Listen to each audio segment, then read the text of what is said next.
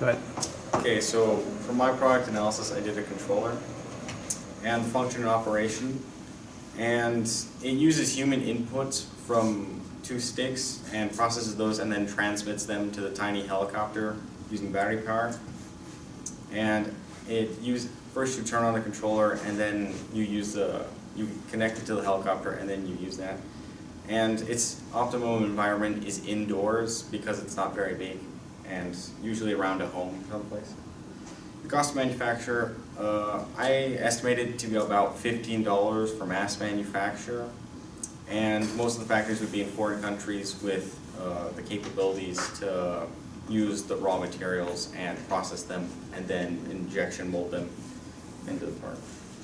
The life cycle of material, usually the plastic is processed from oil, and metals are mined in ore, and then they're processed into a usable state, and then the plastics and metals are then made into the material, and then after it usually breaks, after the consumer uses it, or once it gets old, usually it's thrown away, and the plastic either most likely lands up in an landfill, and then the metals are either processed and harvested and reused, or they're discarded along with the rest of the item.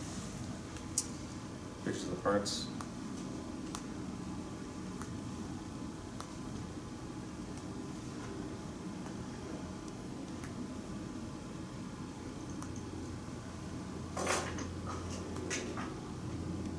And then this is the first component I did.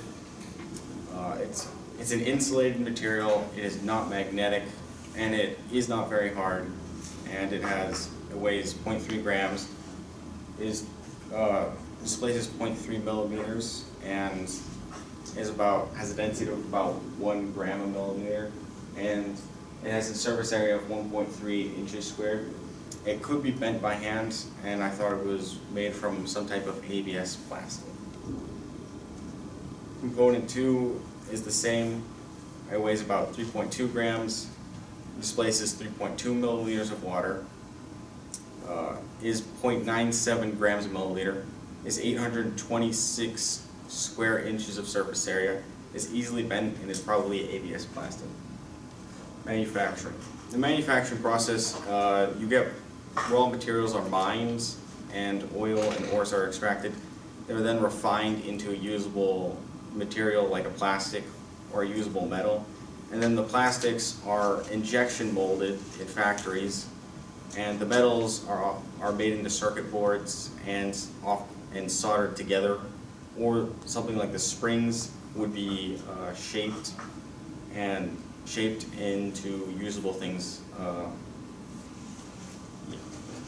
Recyclability. Not much of it is actually recyclable. Most of it is a plastic, and it'll take a long time to break down, and is probably going to be thrown in landfills. Well, you can recycle the metals. Most of it is plastic, so a lot of it is just going to be destroyed and discarded. That's it. Okay. Good job.